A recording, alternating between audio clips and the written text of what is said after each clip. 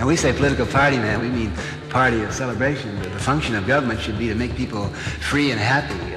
The old parties is just no fun. They're just uptight. The first sentence in the Declaration of Independence said, life, liberty, and the pursuit of happiness.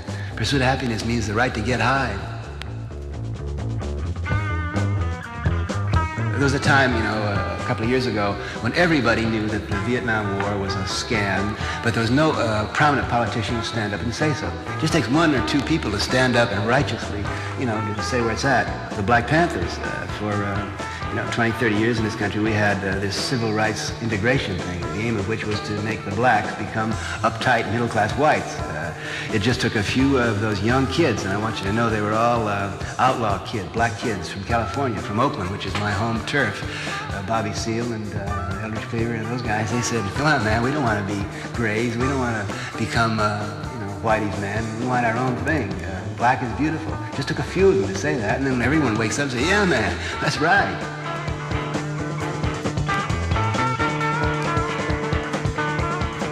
California, we're all dying of that terrible, dangerous, evil drug, carbon monoxide. The morals of this country have changed. The kids just don't buy that old uptight, keep your legs crossed, Puritan aim of the game is to feel good. And the function of government is to get everyone high and feeling good.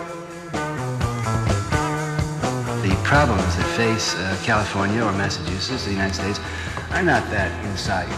The guys in power are so old-fashioned and so rigid that they're just messing up in every way possible.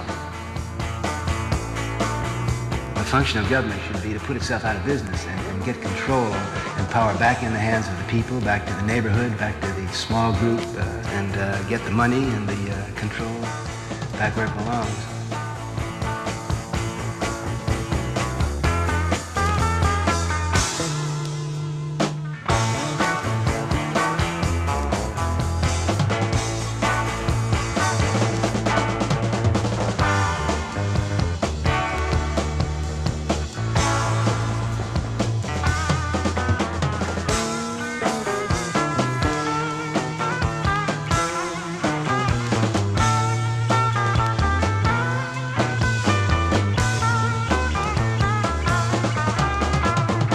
Everyone in this country today knows what drugs do, knows what marijuana does. They know what LSD does. They know what booze does. They know what nicotine does. They know what smog does.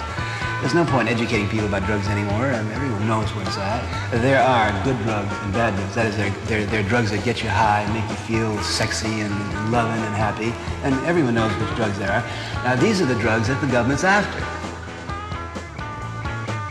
If a bunch of people smoke marijuana, they're not going to fight in Vietnam.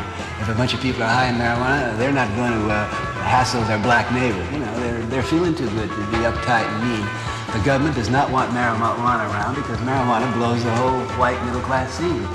Do you know that there are 300 million people in the world that smoke marijuana? There are more people that smoke marijuana than there are members of the American middle class. Matter of fact, there are more people that smoke marijuana than there are Americans. There are 300 million people that use marijuana. Maybe that's a majority. There are more people that use marijuana than there are Protestants. And almost as many as there are Christians. There are about 100 times more people that use marijuana in the world than there are Jews and Unitarians all combined. We're a majority. We're the largest religious group in the world.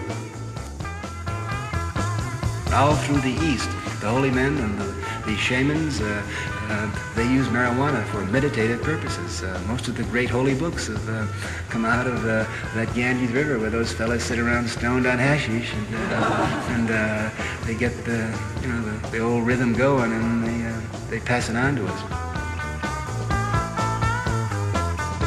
And the old notion is that a drug that makes you feel good like booze, and you stagger around and say, hey, I'm great, I'm the best one on the block. That's not what we mean by feeling good or getting high.